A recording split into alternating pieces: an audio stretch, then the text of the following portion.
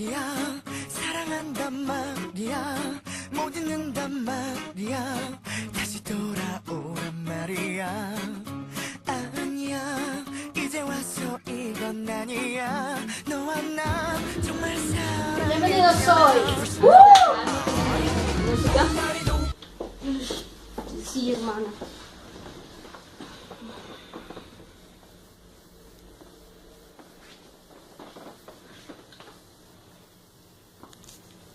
Dale. Bienvenidos hoy a las noches en el tiempo. Jenny, cuéntanos, ¿cómo es el personaje? Nuestro personaje hoy es matemático, filósofo y hasta poeta. Démosle la bienvenida al señor Eratóstenes.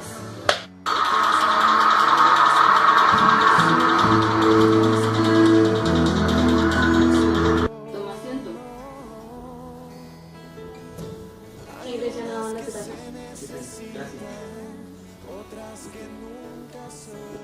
Espera. Está un poco incómodo nuestro invitado.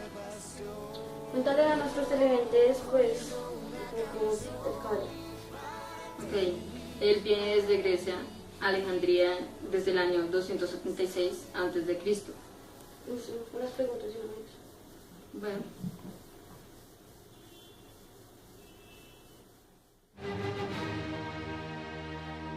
Un poco de tu familia. Mi madre no la conocí, pero mi padre, llamado Klaus, me inculcó muchos valores, me enseñó mucho sobre las artes y todo lo que sobre ello. Informado que estás escribiendo una biografía de Homero. Cuéntanos un poco de ella. Estoy escribiendo una biografía de Homero. Él era ciego, poeta, escribió 2 grandes obras sobre la Odisea y la Ilíada.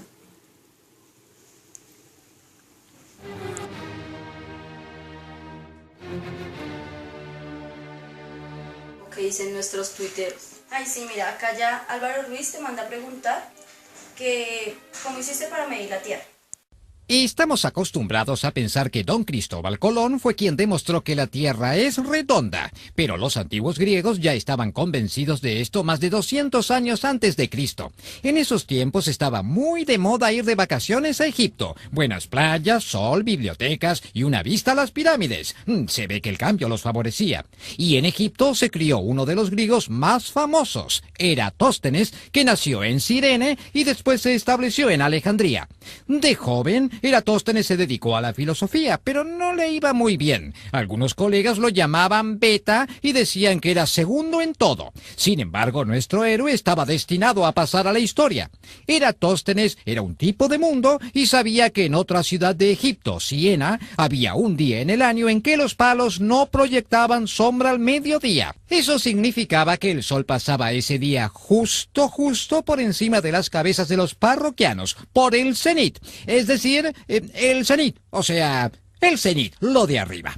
En el resto de las ciudades como Alejandría o Atenas, el sol nunca estaba tan alto y había sombras todos los días del año. Si en una ciudad había sombra y al mismo tiempo en otra ciudad no la había, pensó Eratóstenes, es que mientras el suelo de Siena está bien perpendicular a los rayos del sol, el suelo de Alejandría debe estar inclinado. Si la Tierra esférica es muy grande, estará menos inclinado, mientras que si es pequeña la inclinación será mayor. Eratóstenes se dio cuenta, entonces, que si podía medir con precisión la sombra en Alejandría al mismo tiempo que no había sombra en Siena, iba a poder determinar el tamaño de la Tierra. Un verdadero bocho. Puso manos a la a la obra, allá por el año 240 a.C. Esperó al día en que no había sombra en Siena al mediodía, y él, que vivía en Alejandría, midió la sombra al mismo tiempo. No sabemos cómo hizo para coordinar el horario, siempre hay a mano algún amigo que te ayuda, pero lo cierto es que Eratóstenes midió la sombra en Alejandría justo a la hora exacta en que en Siena no había sombra. En ese instante, aunque el sol estaba alto en Alejandría y las sombras eran chiquitas, ahí estaban. Un palo de 1 metro daba una sombra de 12 centímetros. Esa sombra correspondía a un ángulo de 7 grados entre el sol y la vertical. Ya tenemos el ángulo, pensó. Ahora falta la distancia entre las ciudades. Eratóstenes mandó a un pobre gaucho a medir la distancia exacta entre Alejandría y Siena, contando los pasos. Bueno, gauchos no había, pero mandó a un tipo que, según parece, caminó los 800 kilómetros que hay entre Alejandría y Siena, que no es moco de pavo, e informó de la distancia. Claro que no en kilómetros, una medida que no existía, como los gauchos, sino en una unidad llamada estadios. Si 800 kilómetros corresponden a 7 grados, los 360 grados corresponden a la circunferencia total de la Tierra. Repito, si 800 kilómetros corresponden a 7 grados, los 360 grados corresponden a la circunferencia total de la Tierra. Eratóstenes concluyó que la Tierra era una esfera de 41.152 kilómetros de circunferencia y, por lo tanto, de unos 12.000 kilómetros de diámetro. ¡Perfecto! O casi, porque los más obsesivos le dirían a Eratóstenes que hoy las mediciones más delicadas dan 40.067 kilómetros para el perímetro de nuestro planeta en el Ecuador. ¡Qué precisión! Eratóstenes había medido el tamaño de la misma Tierra con menos de un 0,5% de error hace 22 siglos y había hecho esa proeza con un palo.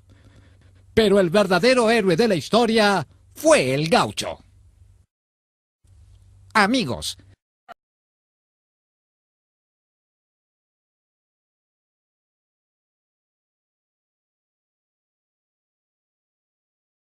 Otro tuit de Álvaro Ruiz. ¿Cómo te llegó la idea de los números primos?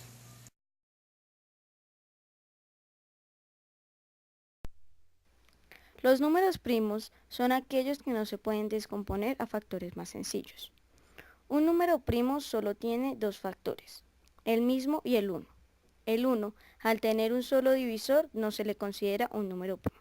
Ahora vamos a hallar los números primos con la criba de Eratóstenes. Pero antes vamos a recordar unos criterios para encontrar los múltiplos a los números. La criba de Eratóstenes consiste en tachar todos aquellos números que no son primos. Así que tachamos los múltiplos de 2, de 3, de 5, de 7, de 11 y por último 13. Una vez hecho esto, pasamos a escribir los números primos, que son aquellos números que quedaron sin tachar. Bueno, creo que se nos ha terminado el tiempo. Muchas gracias por acompañarnos. De nada. Ven, acompáñanos por aquí.